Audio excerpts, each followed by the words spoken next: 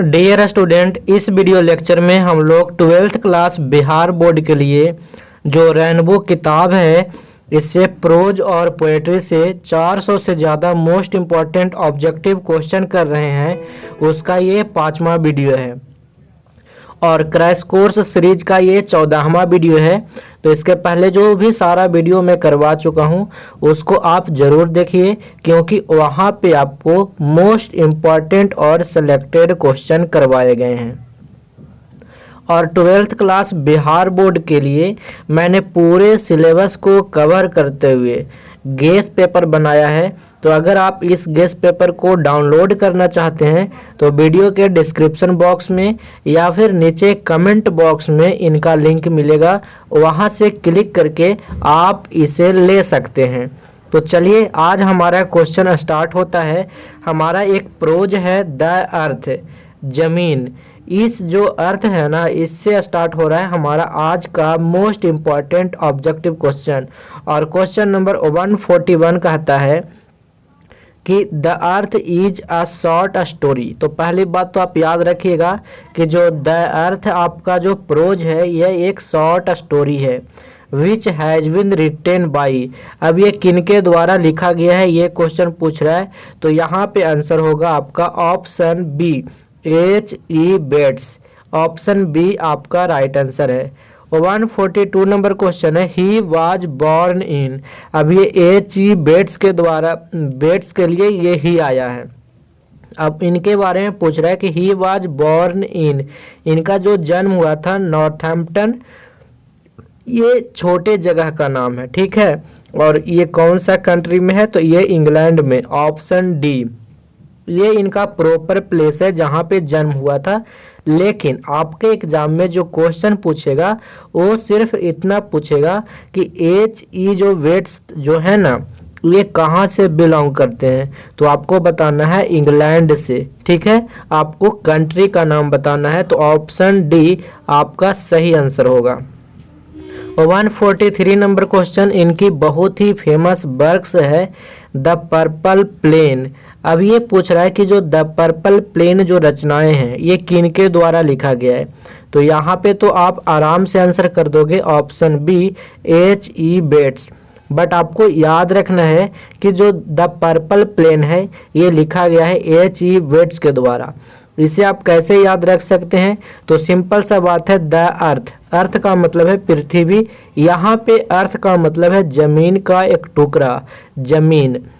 और प्लेन आपको पता है, प्लेन हम बोलते हैं समतल सतह को, और कई बार हम अपने खेत को भी प्लेन बोलते हैं।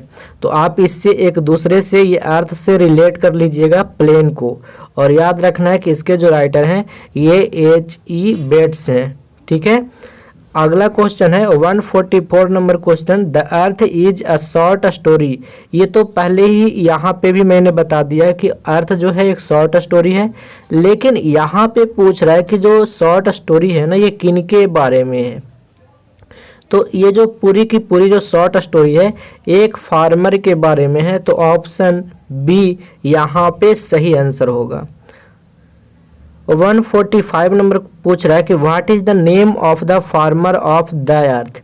अब द अर्थ में एक फार्मर की बात होती है, एक किसान की बात होती है जिनका एक बेटा है, उसका नाम बेंजी है। तो यहाँ पे क्वेश्चन में सिर्फ ये पूछ रहा है कि उस फार्मर का नाम क्या है। तो यहाँ पे आंसर होगा ऑप्शन ए जॉनसन। याद रखिएगा इनका नाम है जॉनसन। ऑप्शन ए आपका सही आंसर होगा। 146 नंबर क्वेश्चन है who is the main character of the earth. अब यहाँ पे बहुत से लोगों को परेशानी होगा। तो आपको मैं बता दूं, जो भी प्रोज होता है ना या फिर कोई भी स्टोरी होती है तो उसका मेन कैरेक्टर आप कैसे पता लगाएंगे। आपको उस कैरेक्टर के बारे में आपको देखना है जिस पे पूरी की पूरी कहानी घूमती नज़र आती है। तो आप जब पढ़े होंगे द अर्थ तो आपको पता है कि इसमें एक कैरेक्टर है बेंजी, यानी जॉनसन का एक बेटा है जो सिंपल माइंडेड पर्सन है। इसे कुछ ज़्यादा ज्ञान नहीं है और ये एकदम इनसेन है, इनोसेंट पर्सन है, सिंपल माइंडेड है ये बेंजी। और इसी पे पूरा का पूरा कहानी घूमती नजर आती है। तो यहाँ पे आंसर करिएगा ऑप्शन डी, बेंजी इस चैप्टर का मेन कैरेक्टर है, मुख्य पात्र है। अगला क्वेश्चन है 147, बेंजी लेफ्ट स्कूल। अब बेंजी को स्कूल कब छोड़ा, कितने वर्षों में बेंजी ने अपना स्कूल छोड़ दिया। यहाँ पे क्वेश्चन है Benjy left school at the age of, तो याद रखिएगा 14 ईयर्स, 14 वर्ष में जो बेंजी था अपना स्कूल छोड़ दिया, मतलब अपनी पढ़ाई लिखाई ड्रॉप कर दिया। ठीक है। 148 नंबर क्वेश्चन है जॉनसन हैज, ये क्वेश्चन इंपॉर्टेंट है तो याद रखिएगा। जॉनसन जो किसान है इनके पास 4 एकड़ जमीन है, एक हल है और एक गाड़ी है काट बैलगाड़ी, या फिर कहें कि एक बैलों की एक जोड़ी है जिसके सहारे एक खेती किया करते हैं, और साथ में कुछ टूल्स हैं। टूल्स समझ में आता है, खेती करने के लिए कुछ औजार की ज़रूरत होती है, खेतों में हल चलाना, खेतों में पानी देना, कुछ टूल्स होते हैं, तो वो सारी चीज़ें जॉनसन के पास है। तो आपके एग्जाम में क्वेश्चन पूछ सकता है कि जॉनसन के पास कितना एकड़ ज़मीन है। ठीक है, तो आपको याद रखना है 4 एकड़। ठीक है, ऑप्शन ए यहाँ पे सही आंसर है। 149 नंबर क्वेश्चन है एट द फर्स्ट डे।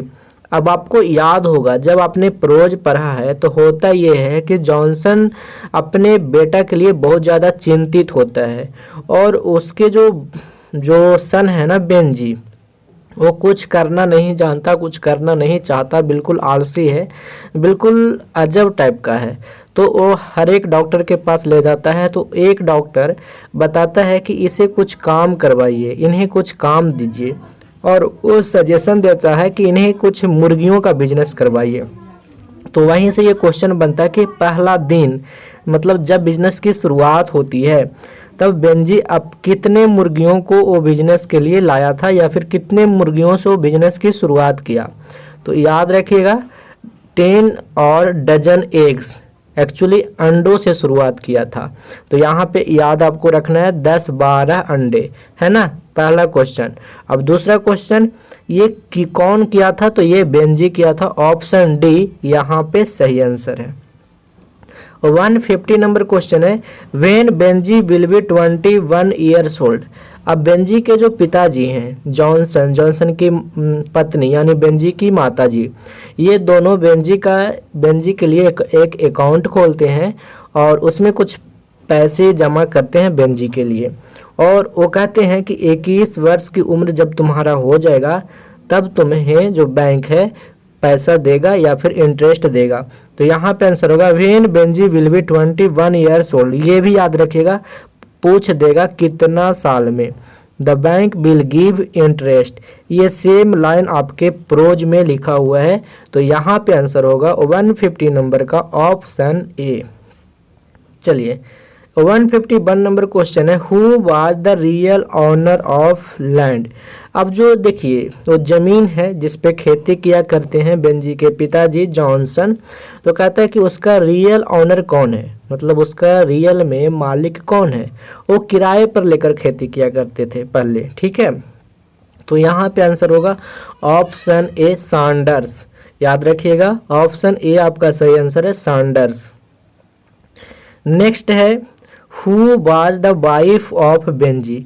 अब होता ये है कि जब बेंजी अपना बिजनेस शुरू करता है, अंडों से मुर्गियाँ 2 मुर्गियाँ 4 मुर्गियाँ 6 मुर्गियाँ, मतलब अपना बिजनेस जैसे ही बढ़ाना स्टार्ट करता है तो उसे किसी पार्टनर की ज़रूरत होती है उसे देखभाल करने के लिए। तो बेंजी एक फ्लोरेंस नाम का एक लेडी को वहाँ पे रखता है, फिर इनसे प्यार हो जाता है और इनसे फाइनली शादी कर लेता है। तो याद रखिएगा कि जो बेंजी का जो वाइफ था उनका नाम था फ्लोरेंस, है ना, ऑप्शन ए आपका सही आंसर है। 153 नंबर क्वेश्चन कहता है कि his hens were producing an average of. अब जब बेंजी का बिजनेस काफ़ी अच्छा चल रहा था तो बेंजी की जो मुर्गियां थी वो लगभग कितना प्रोड्यूस कर रही थी, कितने अंडे एवरेज। तो आपको याद रखना है 200 एग्स, यानी ऑप्शन ए आपका सही आंसर है। 144 नंबर क्वेश्चन कहता है कि बेंजी मैरिड फ्लोरेंस, बेंजी ने फ्लोरेंस से शादी तो कर लिया, अब कितना एज में किया, एज कितना हुआ था ये भी बताइए। तो ये याद रखिएगा 40 वर्ष 40 वर्ष की उम्र में बेंजी ने फ्लोरेंस से शादी किया। ठीक है, तो ऑप्शन ए आपका सही आंसर है। 155 नंबर क्वेश्चन कहता है कि बेंजी टोल्ड हिज पेरेंट्स। अब देखिए होता ये है कि जब उनकी शादी हो जाती है वो साथ रहने लगते हैं, तो एक्चुअली तो जो फ्लोरेंस है ना वो पसंद नहीं आता बेंजी के माता पिता को, क्योंकि वो थोड़ा उनके आँखों का रंग अलग था और कुछ और सारी परेशानियां थी। आप जब प्रोज पढ़िएगा तो आपको डिटेल में समझ में आएगा। लेकिन क्वेश्चन में यहाँ पे ये पूछ रहा है कि जो बेंजी था अपने माता पिता को कहाँ पे खाने के लिए, मतलब ना उनको डिसेपरेट कर रहे थे, उनको अलग कर रहे थे कि आप मेरे से अलग हो जाएं, तो उनको किचन में खाने के लिए कहा था। मतलब माँ बाप को बेंजी बोला था कि आप किचन में खाएंगे। तो ऑप्शन बी आपका सही आंसर है। 156 नंबर क्वेश्चन है। अब देखिएगा यहाँ पे बेंजी ड्राइव हिज पेरेंट्स। अब बेंजी क्या करता है कि अपने माता पिता को घसीटते हुए बाहर निकाल देता है घर से, from their home and leaves on, और कहाँ पे छोड़ देता है तो वो फुटपाथ पे। आपको पता है रोड के बगल में एक जो लोग हैं ना पैदल चलने वाले लोग, उनको चलने के लिए एक अलग से पतली सी बनी होती है जिसको हम कहते हैं फुटपाथ। ठीक है, फुटपाथ। ठीक है, तो उसी वहीं पे बेंजी अपने माता पिता को फाइनली छोड़ देता है। तो ऑप्शन डी यहाँ पे आंसर होगा, पेवमेंट्स। याद रखिएगा यहाँ पे जो स्पेलिंग है ना वो गलत हो गया है, PAVEMENTS होना चाहिए। ठीक है, तो ऑप्शन डी आपका सही आंसर होगा। 157 नंबर क्वेश्चन कहता है कि फॉर मेनी ईयर्स। अब इस क्वेश्चन को समझिए, जब बेंजी के पिता किसान थे तो किसान बनने से पहले, मतलब किसान का काम करने से पहले बेंजी के पिता एक प्रीचर थे। तो ऑप्शन बी आपका सही आंसर होगा। क्वेश्चन यही पूछ रहा है कि फॉर मेनी ईयर्स, बहुतों सालों तक बेंजी के जो पिता थे वो किया करते थे या फिर थे, तो वो प्रीचर थे। ऑप्शन बी आपका सही आंसर होगा। 158 नंबर क्वेश्चन कहता है कि बेंजी परचेज्ड। अब आपको पता है कि बेंजी का बिजनेस अच्छा चलने लगा था, बेंजी का दिमाग भी आने लगा था। कहते हैं ना कि जब आपके पास पैसे होती है, जब आपके पास धन होता है तो आपका माइंड भी चलता है। तो वही बात होता है, बेंजी रुपये कमाने लगता है। एक्चुअली रुपये क्या कमाएगा, मतलब अपनी करेंसी में कमाएगा ना, आपको मैं समझा रहा हूँ सिर्फ। तो कहता है कि बेंजी ने परचेज कर लिया फाइनली, जो वो किराए पर सैंडर्स का जो जमीन था ना वो लिए हुए था। तो कह रहा है कि बेंजी परचेड द लैंड फ्रॉम। तो बेंजी जो जमीन था वो किससे खरीद लेता है, किससे खरीदा, तो ऑप्शन ए होगा सैंडर्स से। ऑप्शन ए आपका सही आंसर है। 159 नंबर क्वेश्चन कहता है कि बेंजी फादर हैंडेड हिम का मतलब उसको थमा दिया a passbook at the age of 21। जैसे ही 21 का एज पूरा हो गया, बेंजी के माता पिता पासबुक अपने घर से निकाल कर लाए और बेंजी को दे दिए कि जाओ बेटा अब तुम बैंक से इंटरेस्ट ले लो, अपने पैसे ले सकते हो। तो यहाँ पे आंसर होगा 21 के एज में, है ना, ऑप्शन ए। 160 नंबर क्वेश्चन कहता है HE बेट्स बिलोंग टू। तो आपको मैंने शुरू में ही बताया था कि जो HE बेट्स थे ये कहाँ से बिलोंग करते थे। तो अभी ना आपको बताया था ये इंग्लैंड से, इनका जन्म कहाँ पे हुआ था, नॉर्थहैम्पटन इंग्लैंड में। तो ऑप्शन बी आपका सही आंसर है 160 नंबर क्वेश्चन के लिए। और आपको बता दूं कि अगर आपको PDF लेना है तो आप टेलीग्राम चैनल ज्वाइन करिए। मैं सारा का सारा क्रैश कोर्स का PDF इसी टेलीग्राम चैनल पे दे रहा हूँ। आप टेलीग्राम पर जाकर सर्च कर लीजिए या फिर इस वीडियो के डिस्क्रिप्शन बॉक्स में चैनल का लिंक मिलेगा, वहाँ से चैनल को ज़रूर ज्वाइन करिए। यहाँ पर मैं बहुत सारा इम्पोर्टेंट PDF दे चुका हूँ और देने वाला भी हूँ। ठीक है, चलिए आगे बढ़ते हैं 161 number question. India through a travellers I is a oblique and. अब यहाँ पे क्वेश्चन आपका आ गया नेक्स्ट प्रोज से, इंडिया थ्रू अ ट्रेवलर्स आई। यहाँ पे क्वेश्चन पूछ रहा है कि ये जो है ना ये क्या है, तो ये आपको बताना है एक ऐसे है, ठीक है ना। ऑप्शन सी आपका सही आंसर है। India through a travellers I is written by. अब यहाँ पे क्वेश्चन पूछ रहा है कि जो आपका ये प्रोज है इंडिया थ्रू अ ट्रेवलर्स आई, ये किनके द्वारा लिखा गया है, तो आंसर हो जाएगा आपका option A, Pearls S Buck. ठीक है, याद रखिएगा ऑप्शन ए आपका सही आंसर है। 163 नंबर क्वेश्चन है सी बॉन। अब ये सी आया है इन्हीं के लिए, पर्ल एस बक के लिए। कहता सी बॉन द नोबेल प्राइज। जब भी आप याद करें ना तो आपको दो बातें याद रखनी है। पहला, ऐसे तो तीन बातें कि इस राइटर को क्या मिला, तो नोबेल प्राइज मिला। अब ये किस क्षेत्र में मिला, तो लिटरेचर में मिला, है ना। ये इंपॉर्टेंट है, क्वेश्चन पूछ सकता है कि लिटरेचर में मिला कि फिजिक्स में मिला, है ना। बहुत ये 6 कैटेगरी में मिलता है, तो यहाँ पे आपको याद रखना ये लिटरेचर में मिला है और ये मिला है 1931 में। ऑप्शन बी आपका सही आंसर है। अगला क्वेश्चन है कम माई बिलव्ड, आ जाओ मेरी प्रेमिका, है ना। तो ये जो आपका जो है कम माई बिलव्ड, ये किनके द्वारा लिखा गया है, तो आप बताइएगा। तो यहाँ पे तो आप बता ही देंगे ना, पर्ल्स एस बक के द्वारा लिखी गई ये पुस्तक है कम माई बिलव्ड। ठीक है, नेक्स्ट क्वेश्चन है। और देखो इतना मेहनत हम कर रहे हैं तो आप लोग लाइक करके एक शेयर दे दो, ठीक है, जरूर से, सिर्फ कहने का नहीं है। 165 नंबर क्वेश्चन है India through a travellers I is adopted. अब ये अडॉप्टेड क्या होता है, जब कोई भी प्रोज या कोई भी पोएट्री या फिर कोई भी टेक्स्ट आर्टिकल किसी दूसरे बुक से लिया जाता है, उससे कुछ बातें, कुछ पैसेज को, कुछ आर्टिकल्स को उठाकर लिया जाता है, तब उसको कहते हैं अडॉप्ट किया गया, मतलब लिया गया है। तो इनकी एक फेमस रचना है माई सेवरल वर्ड्स।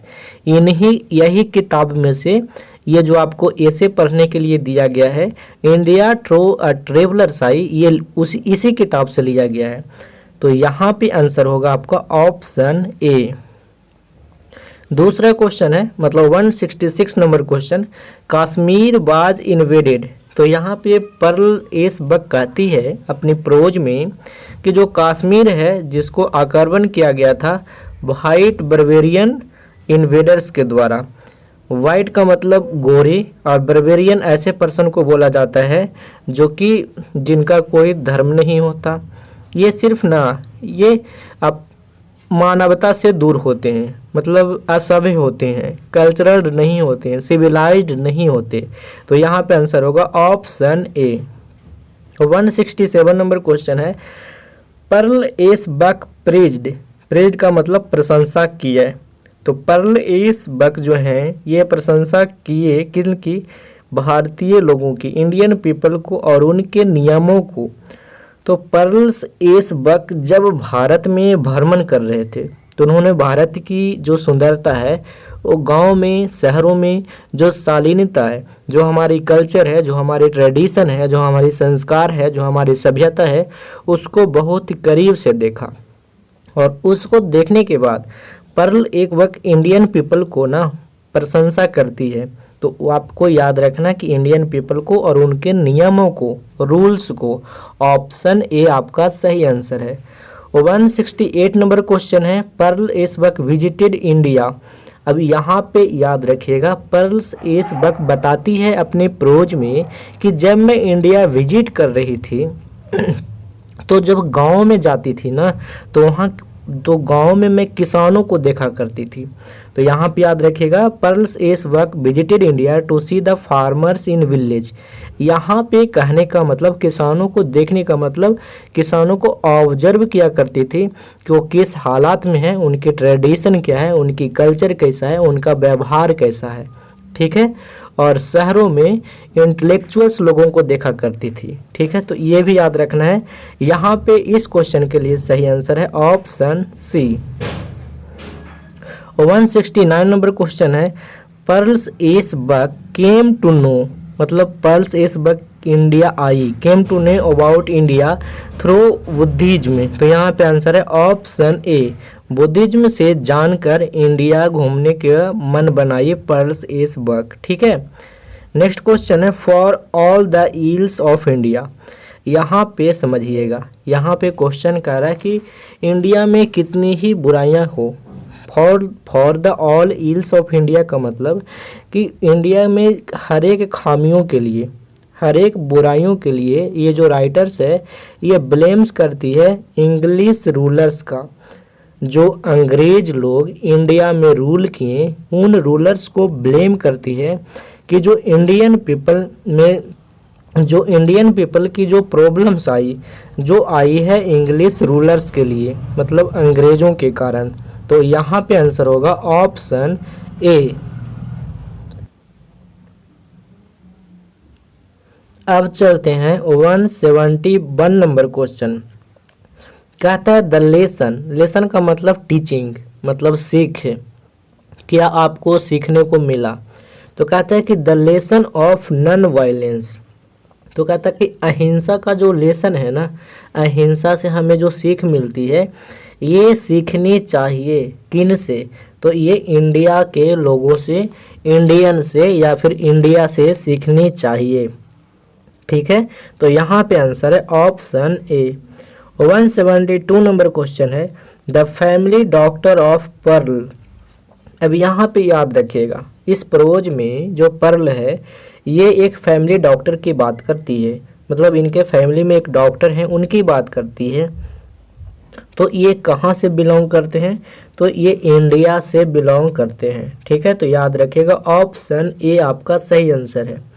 और 173 नंबर क्वेश्चन है, आवर फूड। अब यहाँ पे याद रखिएगा, जब पर्ल गांव में घूमने के लिए जाती है, गांव को समझने के लिए जाती है, गांव की सुंदरता को देखने के लिए जाती है, तब उनको सर्व किया जाता है। सर्व का मतलब परोसा जाता है।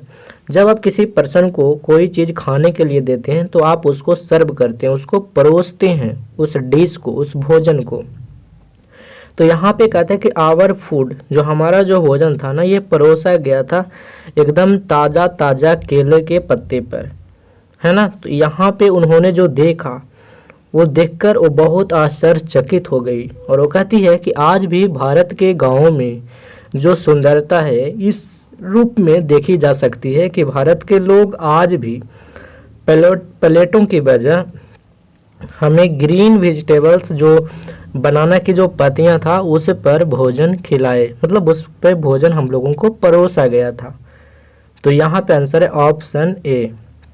174 नंबर क्वेश्चन है, पर्ल कहती है कि इंडिया के लोग इतने इंटेलेक्चुअल थे कि यहाँ तक जनरल असेंबली जो यूएनओ में है वहाँ पे वुमेन जो प्रेसिडेंट जो था ना, यूनाइटेड स्टेट में जो वुमेन प्रेसिडेंट थी, जो सबसे पहली वुमेन प्रेसिडेंट थी वो इंडियन ही थी, है ना। तो वही चीज़ ये क्वेश्चन पूछ रहा है कि the first women president of the general assembly of the United state was Indian.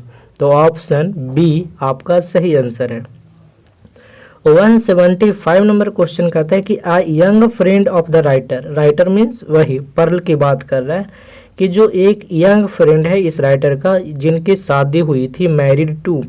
तो ये शादी हुआ था इनको कश्मीरी मैन से, एक कश्मीर के आदमी थे, मतलब ये मेल पर्सन थे जिनका शादी इनके एक दोस्त से होती है। ठीक है, तो याद रखेगा ऑप्शन सी आपका सही आंसर है। और 176 नंबर क्वेश्चन कहता है कि द ग्रेट लेसन। फिर यहाँ पे ग्रेट लेसन का मतलब बहुत बड़ा सीख, या फिर कहें तो बहुत बड़ा टीचिंग। तो the great lesson that India had to teach to the west. अब यहाँ पे क्वेश्चन ये पूछ रहा है कि अगर इंडिया को वेस्ट को, मतलब वेस्टर्न कंट्री को अगर सिखाना है, अमेरिकन कंट्री को, तो अगर कुछ भी सीखना है तो वो सीख सकते हैं, वो सिखा सकते हैं कल्चर एंड ट्रेडिशन को, मतलब संस्कार और परंपरा को। इंडिया के गाँव में, शहरों में जो संस्कृति देखने को मिली, जो संस्कार देखने को मिला, जो हमारी परंपरा देखने को मिला, वो पर्ल को बहुत ही ज़्यादा अट्रैक्ट किया। तो वो कहती है कि वेस्टर्न जितने भी कंट्री है, अमेरिकन, कनाडा, ऑस्ट्रेलिया, जो भी कंट्री है, उनको इंडिया से एक बहुत अच्छा लेसन सीखना चाहिए, जो है कल्चर और ट्रेडिशन का। ठीक है, तो यहाँ पे आंसर हो जाएगा ऑप्शन बी। 177 नंबर क्वेश्चन है, हु प्रेज्ड इंडियन पीपल। अब यहाँ पे क्वेश्चन पूछ रहा है कि कौन कौन भारतीय लोगों को प्रशंसा की, एंड देयर लाइफ, भारत के लोगों को और भारत की जो लाइफ है, भारत के लोगों की जो लाइफ है उसकी प्रशंसा किसने किया। तो इसका आंसर हो जाएगा option C, Pearls S Buck. एक और क्वेश्चन है 178 number question, according to Pearl S Buck the life of Indian people was. अब यहाँ पे पर्ल बीच बीच में प्रोज में कभी कभी इंडियन की इमोशन से इमोशनल बातें करती है और कहती है कि जो इंडिया के जो लोगों का लाइफ है ना, जो जिंदगी है, अगर हम देखें तो एवरेज ये 27 ईयर्स है, मतलब महज 27 साल, ऐसा पर्ल बोलती है। तो 178 का ऑप्शन है, आंसर है ऑप्शन ए। 179 नंबर क्वेश्चन है, हु एडवाइज्ड। अब यहाँ पे क्वेश्चन पूछ रहा है कि किसने सलाह दिया, किन को, इंडियन को, कि not to blame the Britishers for everything. इस क्वेश्चन में ये कह रही है पर्ल कि कौन ऐसे पर्सन है जिसने इंडियन लोगों को ये सलाह दिया कि हर चीज़ के लिए, हर एक प्रॉब्लम के लिए आप ब्रिटिशर्स को ब्लेम नहीं कर सकते। मतलब जो इंग्लैंड के जो लोग थे उनको आप हर प्रॉब्लम के लिए ये नहीं कह सकते कि उन्हीं लोगों के कारण हम लोग बर्बाद हुए, बट हर प्रॉब्लम के बारे में नहीं कह सकते। तो यहाँ पे आंसर है पर्ल ऐसा कहती है। पूछ रहा था ना हु एडवाइज्ड, तो पर्ल एडवाइज्ड। ठीक है, ऑप्शन सी आपका सही आंसर है। 180 नंबर क्वेश्चन है, द गॉड्स अर्थ। ये इनकी बहुत ही महत्वपूर्ण रचना है, तो याद रखिएगा द गॉड्स अर्थ किसने लिखा, तो ये लिखा गया है पर्ल एस बक के द्वारा। ऑप्शन सी आपका सही आंसर है। तो देखिए, अगर आप इसका पीडीएफ लेना चाहते हैं तो आप टेलीग्राम ज्वाइन करिए, लिंक डिस्क्रिप्शन में है। नोट्स लेना चाहते हैं तो नीचे कमेंट में नोट्स का लिंक है, वहाँ पे क्लिक करके आप ज़रूर लीजिए, बहुत ज़्यादा फ़ायदा होगा। तो आज तक इतना ही, thanks for watching, bye bye, मिलते हैं नेक्स्ट वीडियो में।